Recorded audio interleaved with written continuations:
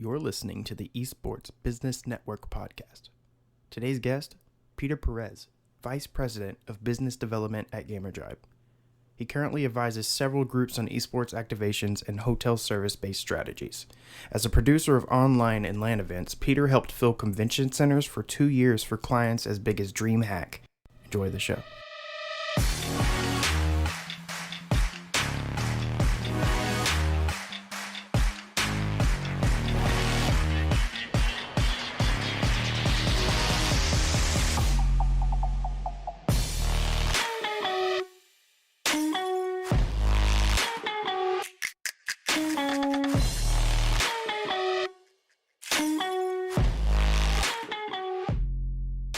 Welcome to Esports Business Network Podcast. I am Cam Shelby, aka Aristotle, and I'm here with Trent Knox. Trent, how you feeling today, man?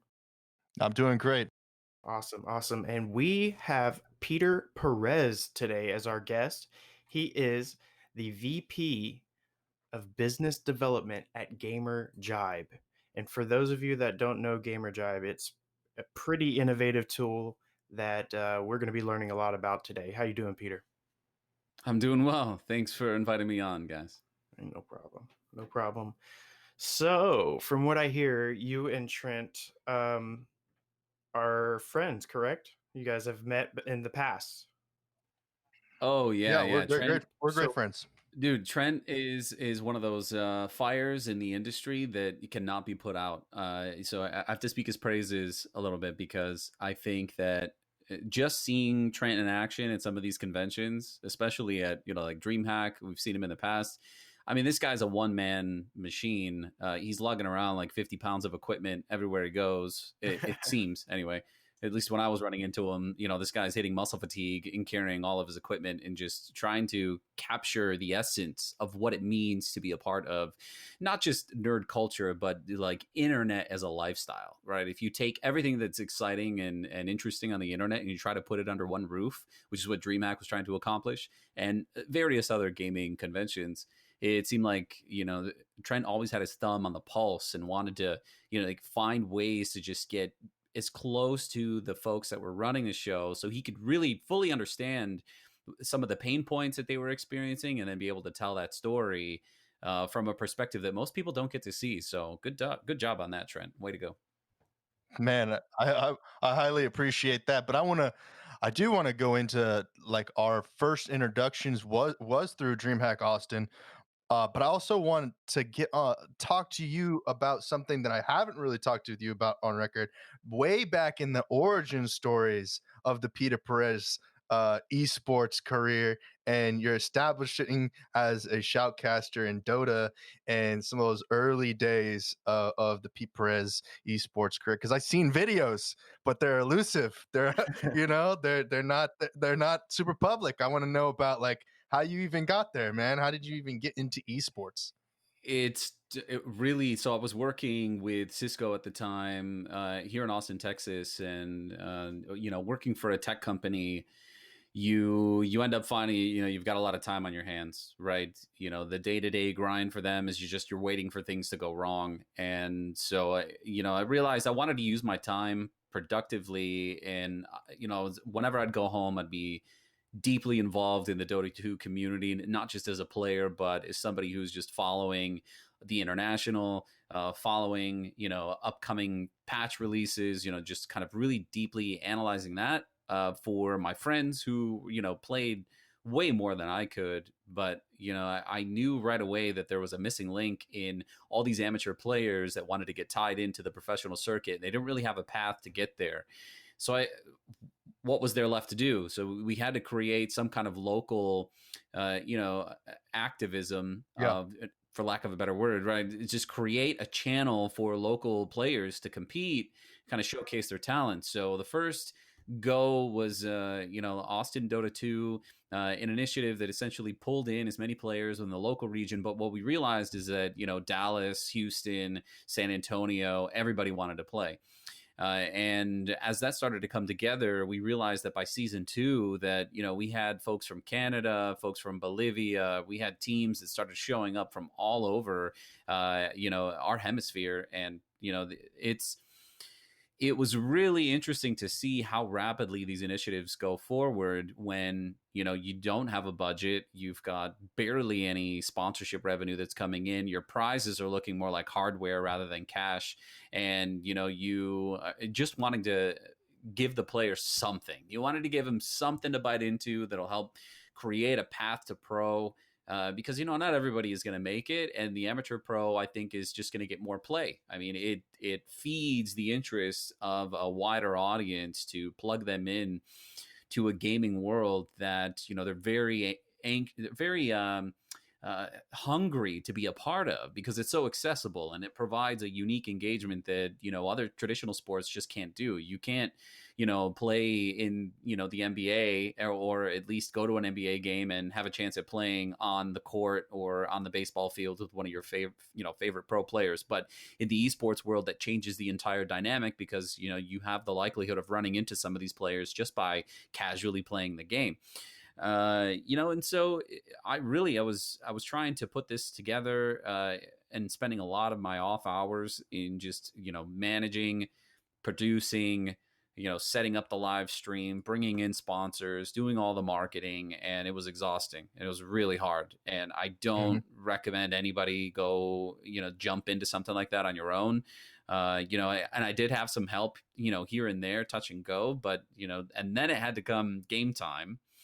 And I was able to find a couple of folks that would volunteer to come in and co-cast with me, but speeding through and really not having any formal training and what commentary is supposed to go. And that's how most of the commentators get started anyway, is they just get into it, start yelling and screaming about the plays that are happening, and hopefully you're covering it in a way that's digestible to the audience and they can follow along.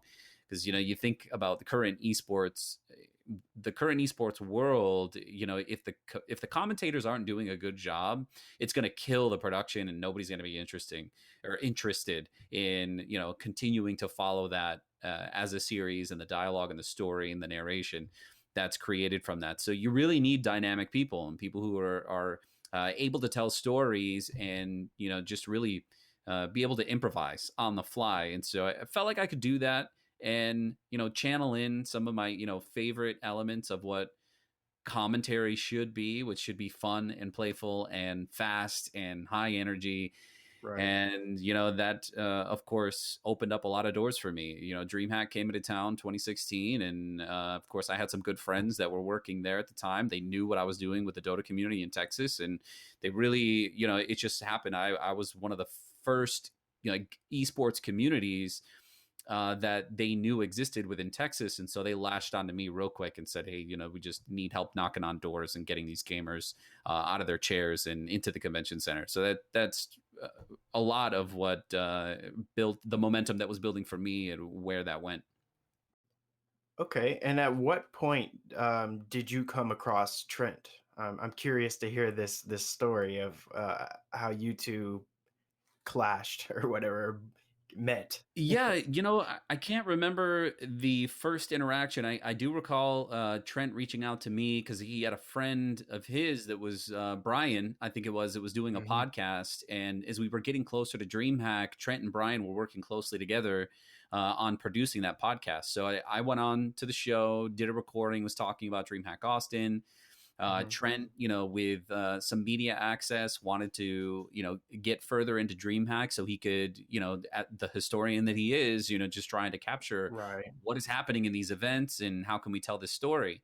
And so, I noticed that he was trying to create a coalition of just Austin-centric local activities to just to help people broadcast their messaging. And so that was at least the earlier interaction. Trent might have a different story for you, but that's what I remember in terms of like our early interaction was very centered around podcasting anyway. So it's kind of fun that we're still playing around in this medium. Yeah.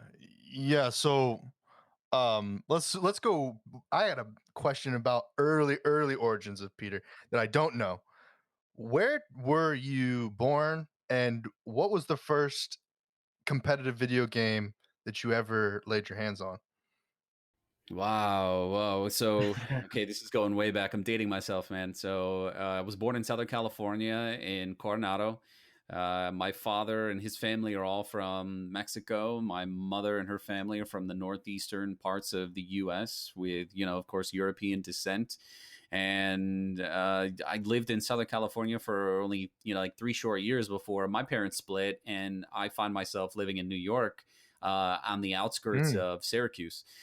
And so I grew up in these, real rural towns in a place called Brewerton. Not many people probably know that even town exists. I mean, it's such a small town.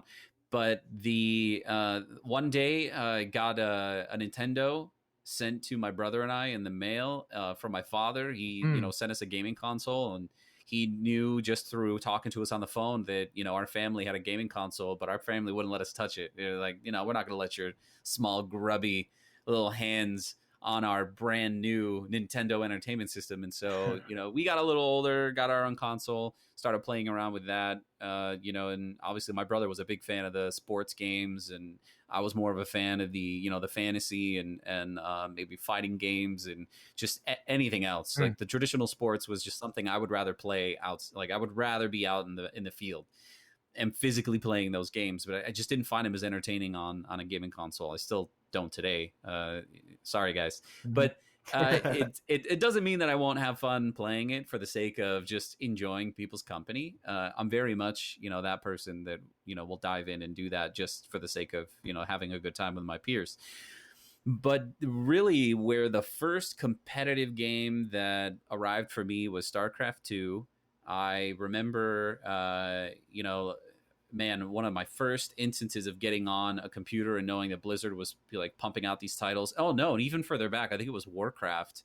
Before I got a chance to try StarCraft, I think it was the Warcraft series. And then obviously StarCraft, Brood War, right? Getting into those custom games. Aeon of Strife was an interesting one that I touched, once in a while, and that was really the culmination of, that those nascent stages of, Dota All-Stars into Dota 2. Yeah.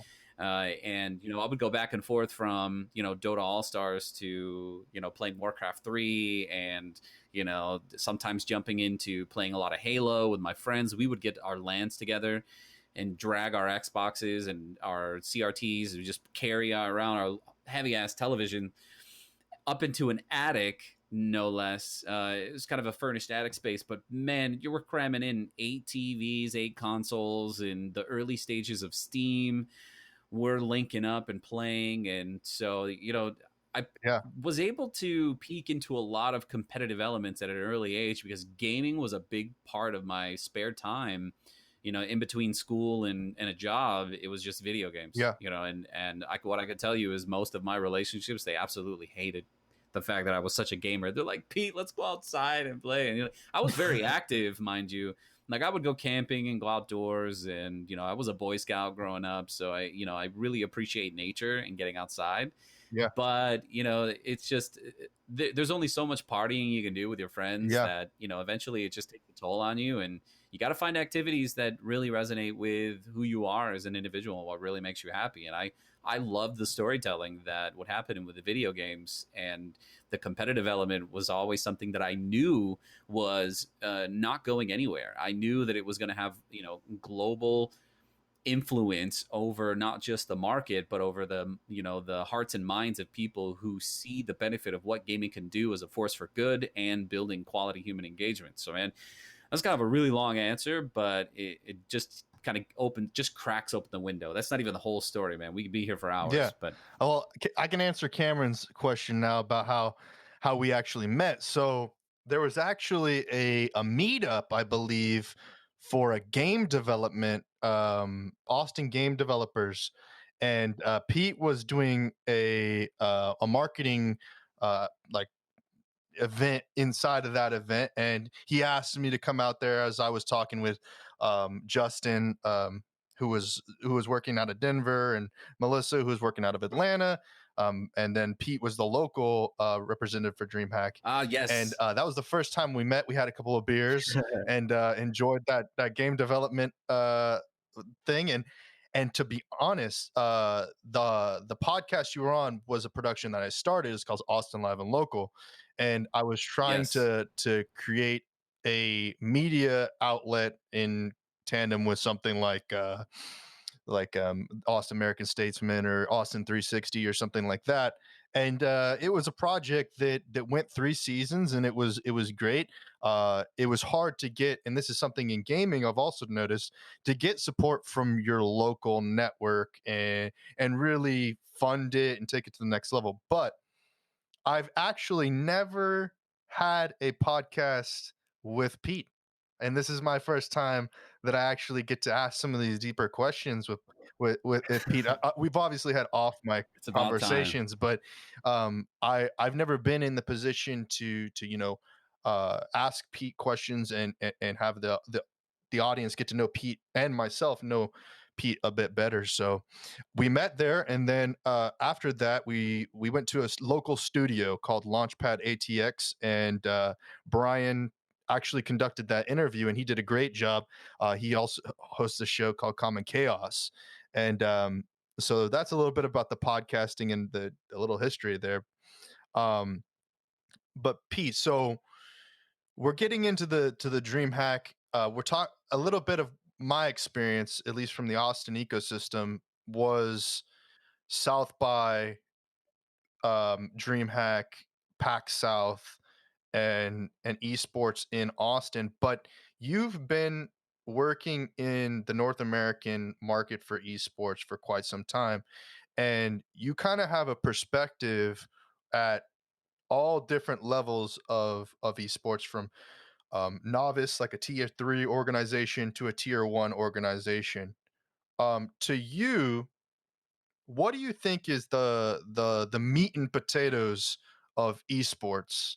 And with what's going on right now, what do you think is something that we could do to improve that the main course of esports?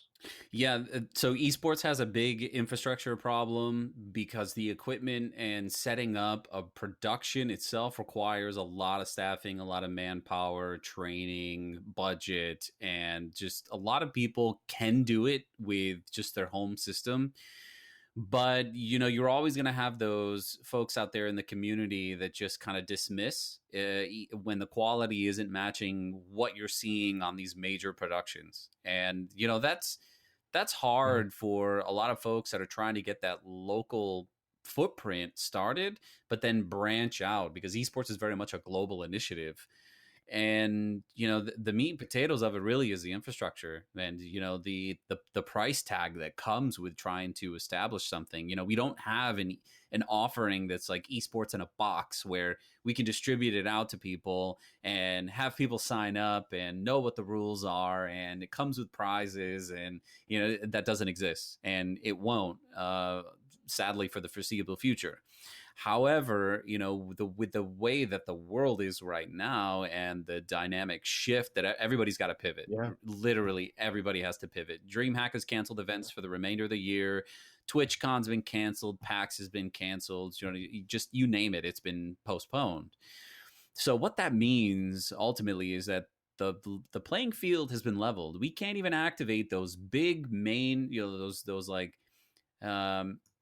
those events that have just been so prominent for a lot of us that we've been hearing over the years. They can't go back to the way that they operated, some like 6 months ago for 2021. They have to start. They're literally starting from scratch. And that is a tragic situation for us to be in, because it hurts us all, but at the same time, it also creates a completely new opportunity, which means those that really care about the industry, that continue to drive forward, their names are going to start to rise to the top. The folks that are offering ideas and suggestions and then taking those actions in creating deliverables that people can borrow from and then execute, those names are going to start to rise to the top. New platforms that are being offered that make it easier and more accessible for folks to participate from the safety of their home. Again, it's just going to continue, to go up in recognition, and obviously have, positive and negative effects. There's always pros and cons to everything, but I think what's great about where we are, which, it's unfortunate that, we're dealing with so many lockdowns, and I don't think it's going to last forever. But we're not going back to business as usual. That's for sure. I mean, I talk with people. I have at least, a dozen or more meetings every week of folks that, and I'll ask them, so are you excited to go back to the office? And they're like, hell no, nobody wants to go back to the office and, continue that grind of, spending 10 hours a month just commuting through traffic to get to the office, right? That's a part-time job right there. Just, getting to work, putting yourself into a position right now where you're creating the alliances that people can self-activate without you having to constantly like poke and prod and like, hold their hand. Those situations I think are going to be the most dynamic, because those are the people that are ready to pivot when they need to. And it'll just become, as intuitive as it needs to be, right? It just the need to adjust what you were creating and what you were offering. Everyone in your group, you're going to find alignment in that quickly if you have the right team. And so I really, I hate to say that, I love the way that the world is going, because it just sounds, like I don't have a heart for the situation, but I very much think this is a terrible global situation overall. But we have to look at it in terms of how can we create something out of this that we didn't have previously, so that we can avoid these situations in the future where, we have these huge economic upsets, where we have all these major events that having to be postponed and shut down, because I don't want to see that anymore, and so we need to start looking at creative ways to get people connected, allow that revenue to persist, that, the transactions that take place during the event is getting people to work. It's, it's getting the interest of these, AAA publishers and getting their games into these events and getting competitions going, and, getting auto manufacturers interested, getting all of those non-endemic organizations that are spending their money on platforms that are getting a tenth of the viewership that esports is getting. And esports is still seeing this, super undervalued amount of revenue being put into it. The marketing dollars right now, if I were to tell anybody to invest, it'd be gaming and esports, because it's getting way more hits and views, just, I mean, tenfold more than what you're seeing from just traditional media, TV. And, I would say that YouTube is helping a lot and drive viewership for esports, but, individual streamers are also capturing an audience and is setting the tone for what is possible in terms of the new marketplace and the new generations that are going to continue to innovate there. Yeah, it's certainly a perfect storm, if you will, for the esports industry. It's undoubtedly, like I've said before, put a spotlight on these gamers and just the entire business as a whole and culture. As for continuing on and adapting to this new normal, as you said, from what I hear, Gamerjibe is taking part in that adaptation. Can you tell us more about that? Yeah, so we have this platform ultimately that was originally developed to create a community to support indie game developers, and their supporters would come gather around, play the games, purchase them, and it was just a marketplace for indie games.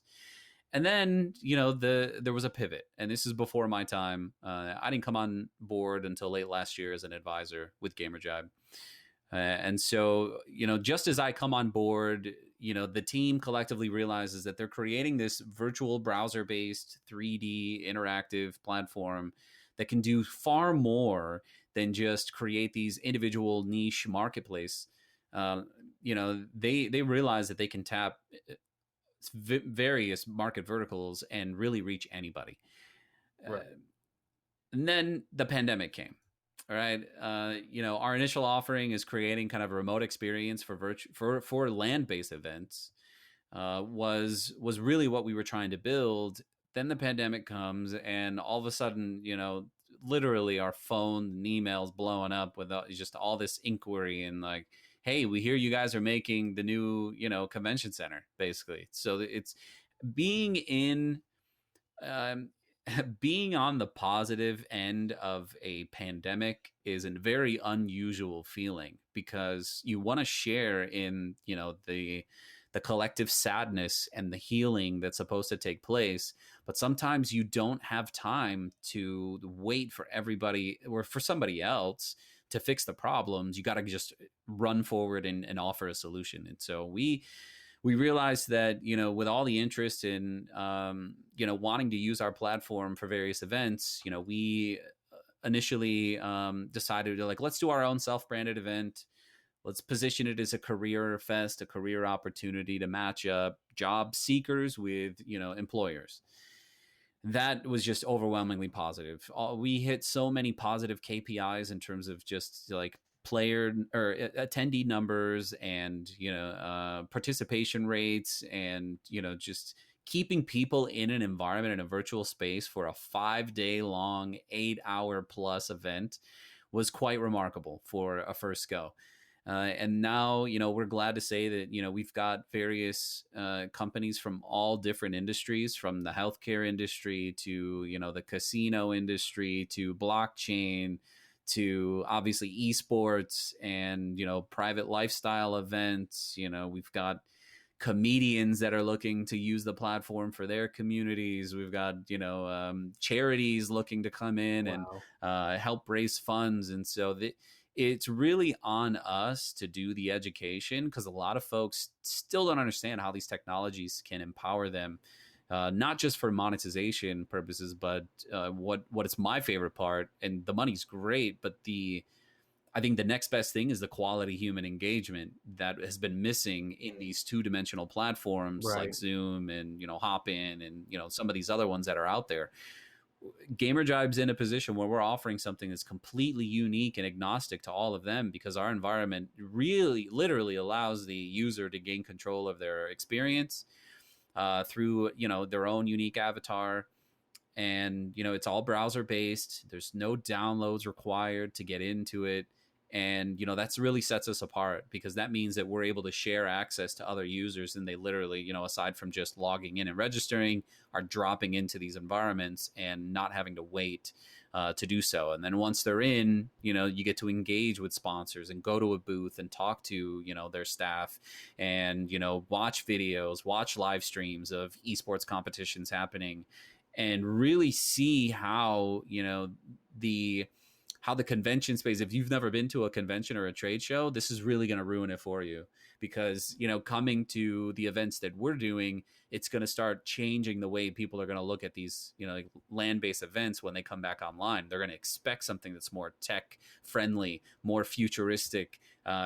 People are going to be a little sad that they have to walk from one end to the other and then maybe take a break before they get to the other end of the convention center.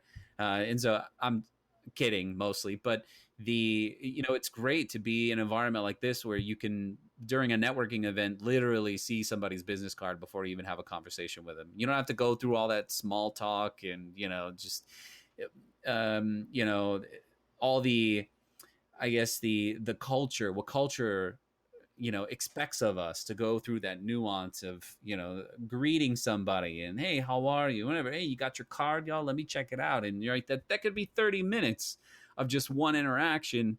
But in our environment, we've created a space where you could literally go through the attendee list, connect with those people on LinkedIn or some other social media platform, prioritize who you want to speak with, prioritize the vendors that you want to connect with. And then you've got all this homework that you can do after the event's over of these people that, if you didn't get a chance to meet them in the event, now you've got all these network connections now that, you can follow up with later once the event is over. And so podcasting too, man, it's really interesting to see. Joe Rogan's making his move to Austin, Texas, by the way. I'm sure you guys were aware of that. And so it's going to be very interesting to see that, how these podcast interviews and, I guess just creating an event surrounding these podcasts, interviews, I think people would pay to jump in, to be not only just a spectator of those conversations, but to, it's the new talk show, right? It's become so accessible now that people can see it and enjoy it from home,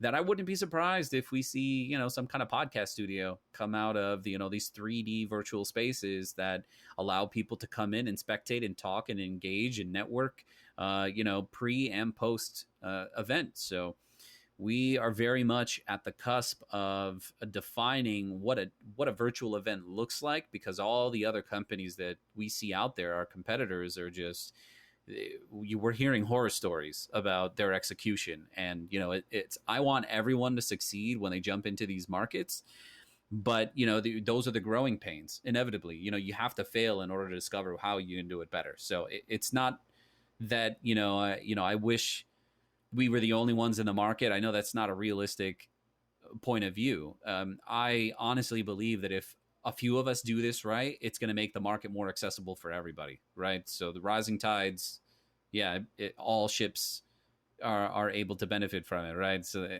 there's so many unique opportunities available here that we still haven't even discovered, and you'll be hearing more of me talk in terms of just the data rate exchanges, right? When you think about during a land-based event, how long it takes to communicate and how inefficient that can be sometimes. When we move things into a virtual space, we get to accelerate that data flow from sponsors to attendees and from attendees to other attendees. And this is a very unique, position to be in, to see, from a 10,000 foot view, the full landscape of virtual events, all the industries that are looking to peek into it, and then those industries that are unfortunately they're going to be left behind. So I do want to follow up on this virtual event that you're talking about, or these virtual events. Can you take us down to the ABC 1, 2, 3 basics of what a virtual event like this consists of? Like, if I were to join a virtual event right now, how would it go? What would I do? What would it be like? So aside from, just actually jumping into the event space, let me paint the picture like this. You get the promotion that there's a virtual event. The first thing people are going to think of is, okay, I'm going to another Zoom meeting. Some kind of like Zoom shuffle that, every 20 minutes they're going to put you in another random group of 5, and, you've got to go through introducing yourself again. And, eventually you're going to start saturating yourself with those people, and you're going to start to recognize faces, and then the conversations start to die off. It starts to lose some of its excitement. But with what we are trying to create is that we want each individual to be represented by their own avatar. And then we want the attendees to be able to control where they go, moving around the event space, an actual virtual, but it's a 3D room that is connected to other adjacent rooms. But scattered throughout this room are various sponsor booths that are showing pre-recorded video, slide presentations, clickable objects for you to visit their website or visit their social media, go to their store to buy product, or even sign up for a giveaway. And just dropping into a space where you see other people who've built their avatars just kind of floating around with their name hanging above their head. And you start clicking on some of these avatars and realize that each of them come with their own unique profile. And you're starting to learn about these individuals without even saying hello to them. And, you notice other people are engaging in private conversations. You see a lock floating over their head, and okay, they're having one-on-ones. But then as you enable the sound, you start hearing, there's a larger conversation happening in just the main room that you're in. And so floating around these spaces is just super dynamic, because, the conversations are going to flow seamlessly based on the area that you're in. The conversation typically is led by, the environment that you're surrounded by. So when you drift over to an exhibitor booth, we've designed those chat features so that booth is going to have its own unique chat space. So you're not bleeding into anyone else's conversations that are happening in the larger room. You're only hearing the people that are sharing that booth space. And so as we dive deeper into the offerings at these, various, events rights holders are designing into 3D virtual events, you'll start to uncover that they each have their own unique touches, because the customization for these is really limited to the imagination. There's not much that we can't do in terms of creating a 3D environment using, some 3D platform, 3D graphics engine that you're able to control and experience right through your browser. And so without having to download anything, you just get to jump in, explore these rooms, network, talk, celebrate, watch other live streams collectively, shared experiences with other users, and walk away feeling as though you just traveled to a whole new world. And time just will pass by, I think, rather quickly in these event spaces, and you'll just wonder, like, where did the time go?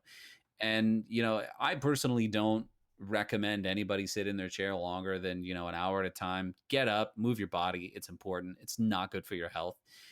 And so that's important information for me to share as we get into more events happening in rapid succession, right? Because the event cycles that we're seeing now are still, it's surprisingly, it's manageable, but it's just going to continue to scale, and that we could see a problem with that in the near future as it starts to scale up, and we're seeing an overlap of events happening, the same weekends, and hitting the same markets. We were seeing that saturation with esports and with DreamHack and TwitchCon and PAX. Mm-hmm. So, being in a Gamerjibe environment ultimately means that you're controlling your entire experience now. You get to consume the information you want to consume. You get to talk to the people you want to talk to. And you leave from that with a sense of accomplishment that, you've successfully met with some people that piqued your interest enough and seeded some new ideas and, opened your mind to the possibility of what we can do with these environments. So, without giving away too much, I will say that, that there are some very interesting clients, that we've been talking to, that are very recognizable, and, they're ready to go full speed with these types of models. And, with combined efforts with obviously the creative elements from some of these major game publishers, and, the power that they have just on the back end with their, like programmers and the infrastructure that's a lot of power coming together, because they're seeing what we're doing. And, I wouldn't be surprised if, some of these publishers out there are just going to create their own. I mean, this is opening up the floodgates as to the full possibility of holding these 3D style virtual events. I mean, Fortnite's already made the announcement that they want to push more to a social platform, and the gaming is just going to be fun, but they want to create a new culture. They want to create a whole lifestyle that exists within that game space, and that's not going away. That's just going to continue to crack wide open, and we're going to see more and more of it. Just like, with Trent and I talking about esports 10 years ago, 5-10 years ago, and just understanding where that was going. Now all the visionaries that are out there today are looking at what's going to happen 5 years from now. And, that those are the conversations that, we're very much having, and, we're very pleased with, because a lot of it is just undying optimism. And, those are the people I like to be surrounded by. Yeah, Cameron, you might not have known this, but I was able to attend the first public event for Gamerjibe, and I'm going to tell you guys that are listening to this that Pete is not lying. This is just one of those unique experiences for someone who's interested in getting to know about any industry. Like he said, most of the people out there that are doing these virtual events are doing some sort of 2D side scroller, Zoom, Club Penguin type. I mean, not even that level, like even more like rudimentary. And I've been, I don't know how much I can talk about this, but like I've been talking to some other conventions and festivals that want to go virtual, and they just, they talk about that they want to like fake live, they want to fake chat, they want to do fake, all this fake stuff. And I can tell you this much: Gamerjibe isn't doing anything fake. Everything you go in there, it's real people having conversations, and there's like it's different. Each scenario is different, obviously, because there's going to be different vendors and stuff like that. But it's it's a simplified version of something like Second Life, but you still get the experience of communicating with brand new people, and the addition of having that LinkedIn, aspect is like very good for us business people out there just trying to get your network and build a network, and especially for the Esports Business Network Podcast. But yeah, it's something that I've noticed as far as people who are going online, like you brought up Fortnite. um, they're trying to mimic these MMORPGs that kind of created sort of a community play area to create like interaction and community and guilds and sort of stuff like that. And going off the backbone of whatever their core gaming platform was, and use their community in that way. And earlier you had mentioned, like myself, how I would go to physical events, but I just want to talk about how Pete, he's no slouch himself. He wasn't just, going to only events that he worked at. I'd see him along the festival circuit at all the other events as well. This guy is networked. He's deep into it. He's the real deal as well. And I alternatively to sitting in a chair for an hour, I wouldn't recommend lugging 10 pounds on your back for an 8-hour day to 14-hour day festival. And that's, I that's the one thing I kind of miss. But at the same point in time, when we go back, and hopefully we'll be able to go back to conventions, I hope to help out my community and bring more people on board, because it is very difficult to bring exposure, bring marketing and advertising to esports on your own. And I thank Pete. He is one of my earliest connections in esports.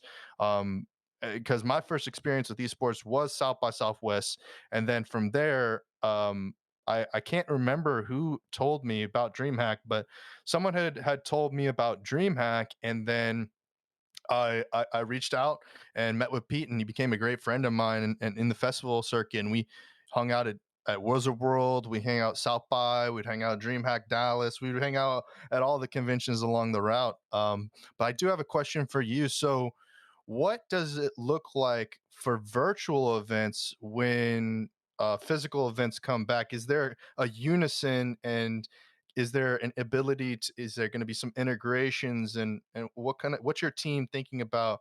And do you guys have that sort of future plan in mind?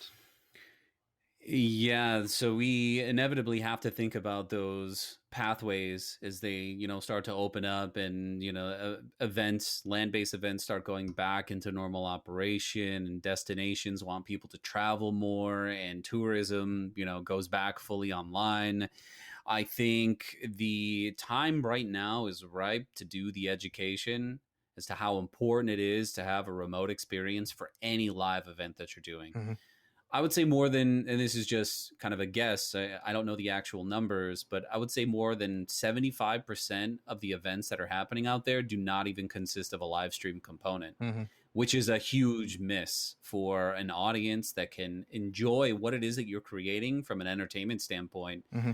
To viewers who will easily pick up their phone and watch what is happening within that event. If we know that people will watch a live stream, then we damn sure that people will jump into an interactive environment to meet some of those sponsors, talk to some of the players, talk to, some of the exhibitors that might be there, because it's as easy as opening up a laptop and jumping into the environment. And any exhibitor that's part of an event, if they knew that there was a value add, that they were also going to have an audience come in remotely to be able to look at their products and test their games and purchase merchandise and, schedule future meetings, that's a world that is not going away. And right now we are in that sweetheart education phase. I mean, it is daunting. It is very hard work because you're repeating yourself a lot, but we're trying to create that automated system to help inform people of what what that looks like. Mm-hmm. And we do this in a couple of ways. We create, a small digital showroom or digital deal room, that gives our customers a chance to build out a meeting space that has their pitch decks or, their portfolios or their resumes or whatever it looks like. I mean, could you imagine going in, you get an invitation to this 3D environment and you have a room that's dedicated to everything you've created in your life? that somebody could just go from wall to wall and play videos or look at a slide deck or, look at your online, look at your website, fill out forms, sign contracts. I mean, all of it just existing within this space. It makes you wonder why we haven't done this years ago. Right. All right. Where has this been? And so the website is, I think, it's a dinosaur when you compare it to how rich of content that we can create now that people can consume that allows them to get more information faster and in smaller bites, because we're very much dealing with, a global community where their attention span is on average 6 seconds, right? You got about 6 seconds to get a message that's compelling enough in order to retain their attention span on what it is that you're delivering to them. So we have thought a lot about where this is going to go. We very much are reaching out to those partners to get them ready for when they go live to at least have a live stream. At a bare minimum, have a live stream of what it is that you're doing. And, for budget constraints, that's really the easiest thing you can do is get somebody dedicated to broadcasting it online on Periscope, Facebook, Twitter, YouTube, wherever, Twitch. Pick the platform, it doesn't matter. Or you can hit them all simultaneously. We have the power to do that. So, wow. We're very much ready for what that looks like. We have a feeling that, and we have been approached by people already that want us to recreate, their environment, their convention center, their college campus, so that experience can happen for students. Even when things go live, they have a place to go to for office hours or, just a quick Q&A or, just being able to find a community, in these spaces that's dedicated to what your mission is. Yeah. And so that's kind of where we are, man. I mean, we think the outlook is good. The technology is just going to continue to get to the place where, we're looking at more AR and, at a moment's notice, you can just be in an environment, like through a contact lens or through your glasses and just be plugged in to anywhere, anytime, remotely. Elon Musk talks about it, the computer brain interface. Gamerjibe arguably is the best way to avoid having to have a complete computer human brain interface, to do that safely without having to completely plug in to a computer and assimilate. Wow. I've been really recently consuming a lot of VR chat, like a lot of Twitch content in the VR chat world, and Twitch has kind of gone this direction. Various different content creators are beginning to acquire the equipment to do VR chat. I think it's becoming more consumer accessible, especially with Amazon basically dropping it off at your house in any point in time, and everyone being able to work from home, so they may have a separate room where they can set up a full VR set, and even if not that, but the scrolling situation. And Gamerjibe offers that same sort of experience. If you want to work in this field, I highly suggest attending one of their events and learning more about what opportunities are available. The consumer side, and I'll talk to you about this a little bit, Pete, here. What do you think it is that's going to be the next big thing for esports going into a virtual environment? Yeah. Oh, yeah, I know exactly where it's going, man. It's going to be the audience will have a direct impact on the game, where we'll start to blur the line between competitor and spectator, where that the audience will then have a direct impact and will also contribute to the success and failures of the competitors that we see on stage. We're going to see more and more of that. We're already seeing in these unique overlays that happen on Twitch where people can vote on what is happening in game. Much like you see, like you remember the movie Hunger Games, right? Where you've got audience members that are calling in packages and sponsors dropping in for their, favorite players. Yeah. We're not far away from seeing situations like that where, the audience is going to start to become another player, where it's these 5 people competing against each other versus the world. And it's kind of fun to play around with those concepts because it's not that far away, and I think some folks are already working towards that direction with unique SaaS offerings. just interesting plugins that, you know, can simply be overlaid on your screen that are just giving you basically an interface that allows you to plug in data into, you know, an active stream or an active competition. Again, you know, we don't have esports in a box, so a lot of this is not intuitive. A lot of this is, you know, a lot of folks that understand where we're going with this are very much frustrated because we want we want what we see in our minds to be here now, but we still have to deal with what we are faced with currently, and we can't just live in, you know, fantasy world, and we can't live in, you know, just these visions that we have of where it's going to go. We actually then have to start putting what we think and feel into action and actually creating an MVP. And then once we have that, you know, it doesn't even create a beachhead in some market so that you can establish, you know, those initial onboarded customers. It's hard to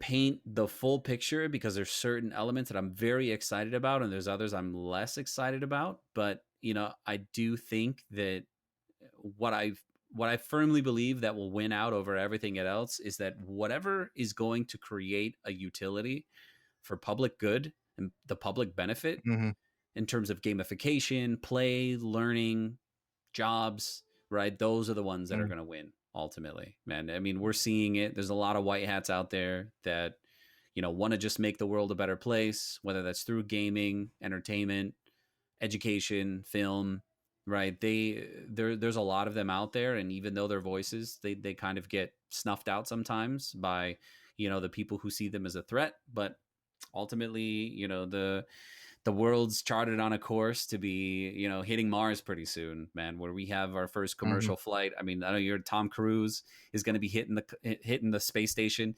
Honestly, I think he's been there already. I just, you know, I think he's been there already. So you go through years of training in order to become somebody who's eligible to, you know, go on a space launch, head out to the space station. And so, yeah, man, I think everything that we're doing now is just one step closer to becoming, you know, a space traveling species, and the human family has to get their shit together. And I think gaming is one way to help unify us. It supersedes all the divisionary tactics, all of the boundaries that have been, you know, the illusion of a boundary that's been created between people.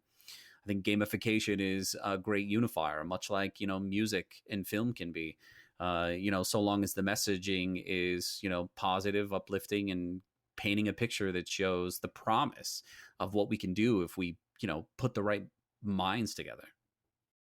Pete, I want to segue for a second. Cameron, how much time do you have? Are you free to keep going? Yeah, let's roll. Okay, cool. Yeah, Pete, the whole concept of the Mars thing is interesting because I brought up recently that I want to get a smart modular home on LinkedIn, and I'd posted out there trying to find information. You actually sent a comment out, and I'm reaching out to that individual. I'm trying to get in contact with them because you had mentioned that they work on converting old freight containers into houses, and so when you started talking about that, I was thinking Mars roamers, you know, living on Mars. Like, I get my thing built today so that I can you know, fly out in it whenever that time comes, you know. But no, I'm all on board with the idea that everything is becoming more accessible, and we you know, as a species, like you're talking about, becoming intergalactic and being able to travel through space and time and dimensions. And you know, some folks are just getting new to this idea of VR and having, you know, the Oculus and the HoloLens and those things, the AR, MR, VR reality, and for lots of us, that's so foreign, because it hasn't been in our day-to-day experience, and you know, this pandemic has really enlightened a lot of folks because it's taken them away from that droning about, going to, like you said earlier, a day job just in commute, and being separated from being able to enjoy your life. And so some of these enjoyments are now coming in the form of gaming. Now you get that opportunity, because you don't really get to leave your workplace. You get to go to other worlds in the gaming world.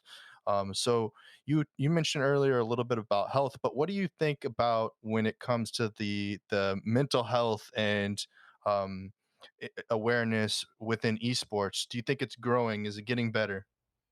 I do. I think it's getting much better. I think that, the World Health Organization already did a complete 360 on their outlook on gaming, and that they said completely. So you have to understand, not even just 2 years ago, they mentioned that gaming was an issue and that addiction was a problem, and violent video games was an issue. And now with the pandemic, they're like, well, it just so happens that playing video games is a great way to stay indoors and be safe. And it's just like, come on, guys. I mean, we're taking advice from organizations that don't even play video games and don't even talk to gamers and don't even have any touch whatsoever with seemingly reality. Yet, we're trying to create some directive for, people's health and wellness, and it just doesn't even make sense at all. You know what I mean? It's like, if I were to make any proclamations, for anybody to tell them how to live their lives, it wouldn't come from me. It would be coming from somebody who actually is part of those communities and part of those lifestyles, to give a firsthand information, right? Not just some, like random study that doesn't have any peer review, and they don't disclose where their funding comes from. It's all nefarious to me, right? When somebody can quickly do a 360 like that on information. Mm-hmm. But, it's the outlook that I've seen so far is like family and friends that I have personally are using gaming to help them heal. They're using gaming to really overcome mental illness. They're using gaming to find community, to find quality human engagement, to connect with their loved ones, even if it's simply just a card game over, playingcards.io. If you don't know what that website is, jump on it right now, playingcards.io. Call up your family members and play a game of bridge or poker or solitaire or anything and connect. And that's ultimately what I'm getting from all of this, is that, the games are just games and they mean nothing. It's really the people who are participating in the activities that make games what they are, because really what we do with them, just like you could take a butter knife and you could hurt somebody with it, right? It can be something that can be harmful if you're using it in the wrong context. So, much like I tell my kids about, just needing to prepare about the dangers of the world, for the families out there that still look at gaming or esports as some, aberrant behavior that, you're just going to waste your life away. And, I still like to teach my kids, the dangers of just diving into something for too much, too long, and all of the shortcomings that happen as a result of, not giving your mind and body the quality attention that it needs. Like even myself, I struggle with all of everything that I just said with you. Is not something that even I can properly put into practice. It takes work. It takes, friends. It takes a village. It takes community to remind one another, like, hey man, have you taken a break? Hey man, you need some water. Hey man, do you, have you gone for a walk? Like, do you just need a high five or a hug? Right. Like, hey man, I'm here for you. And, gaming, it just sometimes can be a scapegoat for any issue that's out there where where either politics or, just the powers, right? Anybody who's holding a place of power wants to create a smokescreen. And I saw through that as a kid, because I played all kinds of, like video games, from, like the cutesy, like fun narrative ones to the violent video games where you're bombing a shelter or trying to break in because, the other players are hiding out somewhere. And I've never hurt anybody. Like, I've never physically like punched somebody randomly in the face, as an offensive measure, proactively looking to do somebody harm. Never in my life. It's never even crossed my mind. Mm-hmm. And so, you know, my kids, they play a lot of video games too. They get in it and they, you know, they sometimes get lost in it and sometimes need a gentle reminder like, hey, you know, you got things to do. But, you know, aside from that, I think gaming is a very much a healthy activity, especially if it's combined with the knowledge of knowing that your gameplay, even as a competitive gamer, can be better if you focus on your health and wellness. You know, much like we see those pro CSGO players that are in Europe, you see how jacked those guys are? They're literally Vikings playing CSGO. And these guys spend just as much time in the gym and eating well as they do playing CSGO. And that's one of the reasons why we see them constantly, you know, topping the, you know, the competitive charts, right? Yeah. You know, just seeing them score ridiculously high numbers and frags and, you know, just what that means for families and, you know, parents and kids on the path to pro or just getting into the industry altogether is that, you know, we got to take our time. We got to pace ourselves with a lot of this. And, you know, I have to remind myself that sometimes, you know, because if you want to really find success out of this, you can't do it alone. And it's just impossible to do it alone. You have to find an alliance. You have to find people that you can rely on. You have to build a community around it and then offer, you know, some kind of solution to somebody else's gap, right? Whatever that gap might be, being able to poke holes in those barriers and blockers when they show up. And, you know, it's not because you're going to get something directly out of it, but because you know that they're going to do that for somebody else.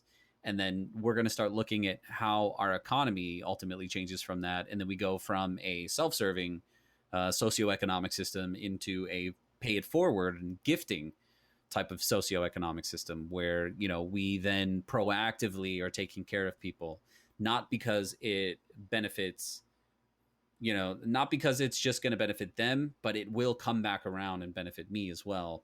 You know, even if I don't get a direct reward for every effort that I put in to, you know, a particular community or a particular need that isn't being met.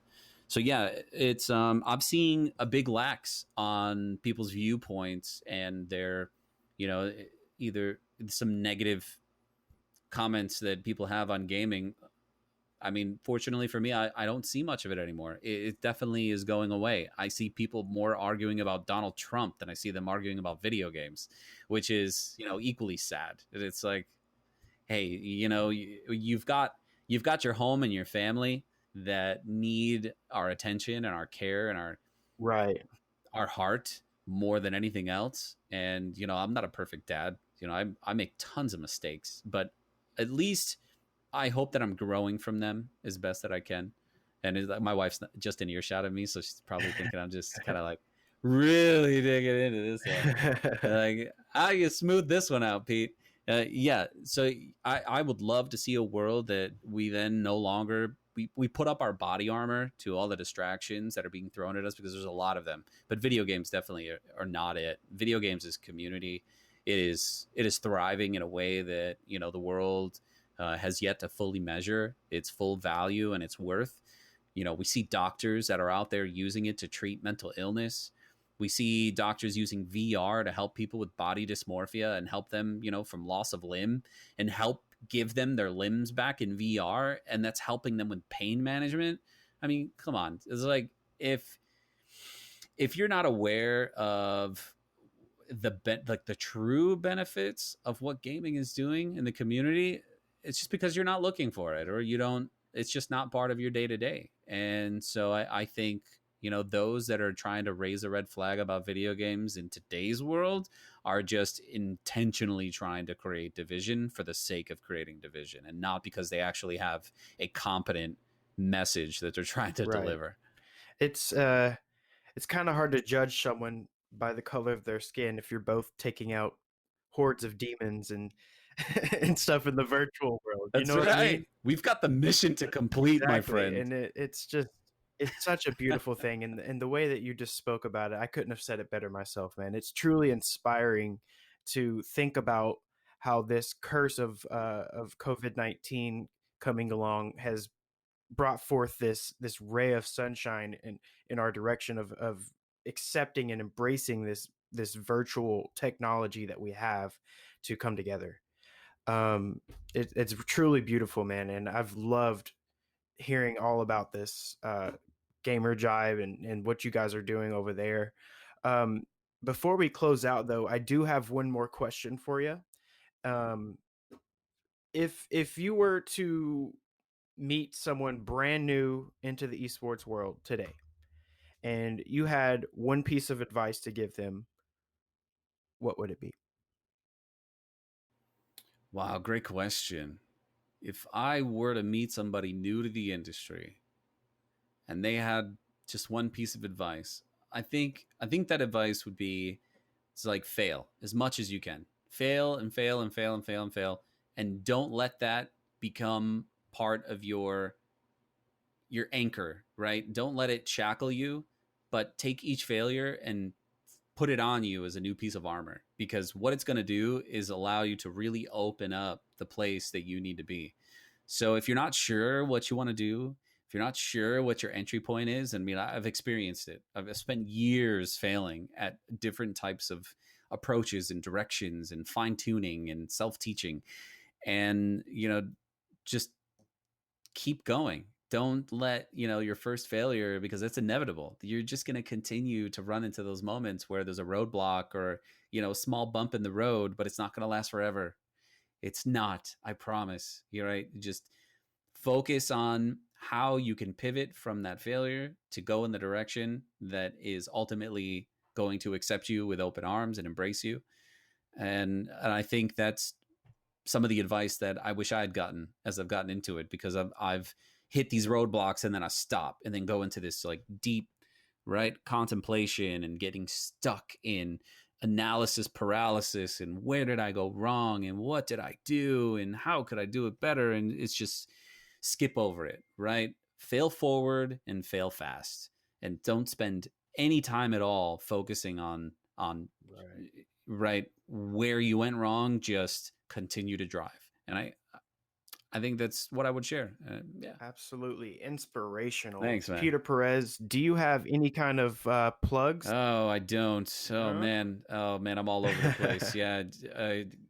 Yeah, Gamerjibe Perez. You can find me on Twitter. I think it's GJ_Pete. I'm also LinkedIn, Facebook, all over the place. I don't spend that much time on social media because I'm like the scientist working in the lab, right? I'm just constantly just, plugging away. So it's very challenging for me to spend a lot of time on social media because it's a strange place. It's very much a weird place nowadays. But yeah, I think definitely check out the website at gamerjibe.com. We've got a lot of videos that are on LinkedIn on the business page, not so much on the website. We're going to go through an overhaul and put more content from the events onto the webpage. I think we're almost out of the stealth mode that we've been in. And that's part of the reason why our website just looks so cryptic. And, definitely go to LinkedIn, and we do have some content, and some of our, contributors. Chris Reed is a big contributor that creates content endlessly throughout our platform. He's another one to check out, where you can just see lots of clips and videos of what's happening on Gamerjibe. But yeah, gentlemen, I really appreciate the opportunity. I think this is great storytelling and just great back and forth. And I'm grateful for the invite. Thank you. Absolutely, man. Absolutely. And we'll definitely be meeting up again here and getting further updates on Gamerjibe and learning more about it. Thank you, man. Appreciate it. Cheers. Hey, y'all. This is Trent Knox and Cameron Shelby. Thank you for listening to the Esports Business Network Podcast.